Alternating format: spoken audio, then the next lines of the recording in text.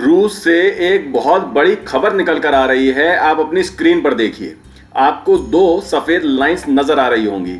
ये दो उड़ते हुए ऑब्जेक्ट्स हैं। जो राइट साइड वाली लंबी लाइन है वो एक ड्रोन है और जो लेफ्ट साइड वाली सफेद लाइन है वो है एक फाइटर जेट। अब इस फाइटर जेट में से एक और लाइन आपको निकलती हुई दिखाई देगी, वो मिसाइल है जो कि इस फाइटर जेट से फायर की गई है और ये मिसाइल सीधी जाकर लगी है आगे चल रहे ड्रोन में और इस मिसाइल के लगते ही इस ड्रोन में जबरदस्त धमाका होता है और ये पूरी तरह से नष्ट हो जाता है। अब ये जो फाइटर जेट है वो है रूस का Su-57 और अब कई लोग सोच रहे होंगे कि ड्रोन यूक्रेन का ही होगा जिसे रूस ने अपने फाइटर जेट से नष्ट कर दिया है। तो आपकी जानकारी के लिए बता दूं कि ऐसा बिल्कुल भी नहीं है। ये ड्रोन भी रूस का ही है। जी हां, रूस ने अपने ही फाइटर जेट से अपने ही ड्रोन को मार गिराया है। इस तरह की जो घटनाएं होती हैं जिनमें सेना गलती से या जानबूझकर अपने ही हथियारों को निशाना बनाती है, उसे फ्रेंडली फायर कहते हैं और रूस का ये फ्रेंडली फायर रूस के लिए बहुत बड़ा झटका माना जा रहा है, क्योंकि जिस ड्रोन को मारकर गिराया गया है वो कोई आम ड्रोन नहीं है। ये है रूस का S-70 हंटर ड्रोन और ये एक स्टेल्थ ड्रोन है। ये रूस का एक हाई वैल्यू एसेट था। इसके डेवलपमेंट का काम अभी पूरा नहीं हुआ, ये अभी चल रहा है। साल 2018 में इन ड्रोन्स का पहला प्रोटोटाइप बनाया गया था और साल 2024 तक इसके कुल मिलाकर 3 प्रोटोटाइप बनाए जाने थे और ऐसा माना जा रहा है कि ये ड्रोन जो मारकर गिराया गया है वो इन्हीं 3 प्रोटोटाइप में से एक है। इसकी मैक्सिमम स्पीड 1000 किलोमीटर तक की है और इसकी रेंज जानकर तो आप हैरान हो जाएंगे, क्योंकि इसकी रेंज है 6000 किलोमीटर, जिससे ये घंटों हवा में रह सकता है और लंबी दूरी के ऑपरेशंस को बड़े आसानी से अंजाम दे सकता है। लेकिन अब आपके मन में ये सवाल आ रहा होगा कि रूस ने अपने ही ड्रोन को मारकर आखिर क्यों गिराया? ये कोई गलती थी या ऐसा जानबूझकर किया गया? तो इस पर अब तक 2 थ्योरीज निकलकर सामने आ रही हैं।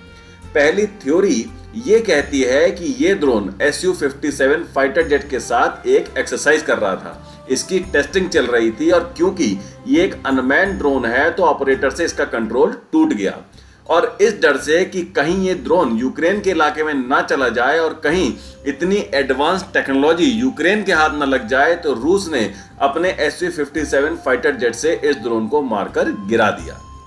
दूसरी थ्योरी ये कहती है कि एक्सरसाइज के दौरान Su-57 और ड्रोन दोनों को एक साथ किसी ऑब्जेक्ट पर मिसाइल फायर करने थे, जिससे ये देखा जा सके कि Su-57 और S-70 आपस में मिलकर कैसे किसी बड़े मिशन को अंजाम दे पाएंगे।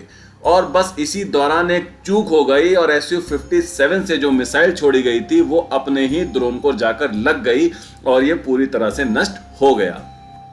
पहले ऐसी न्यूज आई थी कि ये Su-25 फाइटर जेट है, लेकिन जब इसके मलबे की फोटो निकल के बाहर आई तो इस पर एक रेड स्टार एविएशन एम्बलम दिखा, जिसे आप स्क्रीन पर भी देख सकते हैं। ये रेड स्टार एविएशन एम्बलम इस ड्रोन की खास पहचान है और इसी स्टार एविएशन एम्बलम से ये कंफर्म हुआ कि ये कोई Su-25 नहीं बल्कि रूस का बहुत ही बड़ा एडवांस और एक स्टेल्थ ड्रोन है जिसका नाम है S-70 हंटर। इसकी वजह से पूरी दुनिया के सामने रूस को बहुत एम्बैरेसमेंट झेलनी पड़ रही है और जब तक मैं आपको ये न्यूज़ दे रहा हूं तब तक रूस की सेना की तरफ से इस पर कोई भी ऑफिशियल बयान या कंफर्मेशन नहीं आया है। इस ड्रोन को इस तरह से विकसित किया गया है कि ये एक लॉयल विंगमैन की तरह Su-57 फाइटर जेट के साथ रहेगा। जिनको नहीं पता उन्हें बता दूं, विंगमैन एक तरीके से सेकेंडरी एयरक्राफ्ट होता है जो अपने प्राइमरी एयरक्राफ्ट को सपोर्ट और प्रोटेक्शन देता है युद्ध के समय।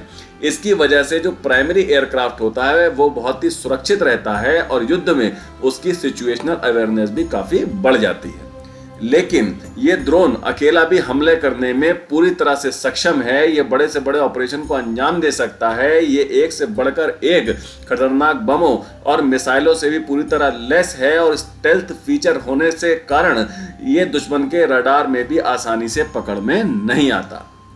रूस Su-57 फाइटर जेट के साथ Su-70 ड्रोन को मिलाकर एक ऐसा किलर कॉम्बिनेशन बनाने पर काम कर रहा है जिसका तोड़ निकालना दुश्मन के लिए बहुत ही मुश्किल हो। लेकिन अब अपने ही ड्रोन को मार गिराए जाने की इस घटना से रूस के S-70 ड्रोन डेवलपमेंट प्रोग्राम को बहुत बड़ा झटका लगा है, क्योंकि अगर पहली वाली थ्योरी जिसमें कहा गया है कि ड्रोन का कंट्रोल ऑपरेटर से टूट गया था, और अगर ये सही है तो इसे एक बहुत बड़ा टेक्निकल फेलियर माना जाएगा, जिसे दूर करने में रूस को काफी समय लग सकता है और ये प्रोग्राम बहुत ज्यादा डिले हो सकता है। अब आप मुझे कमेंट करके बताइए कि आप क्या सोचते हैं इस खबर के बारे में। क्या रूस के लिए सच में ये एक झटका है या रूस इससे आसानी से रिकवर कर लेगा? वीडियो को लाइक करें, ज़्यादा से ज़्यादा शेयर करें और आपसे रिक्वेस्ट है कि बेल आइकन को दबाकर हमारे चैनल को प्लीज़ अभी सब्सक्राइब ज़रूर कर लीजिए। तो मिलते हैं अगली खबर के साथ जल्द ही। टेक केयर, जय हिंद।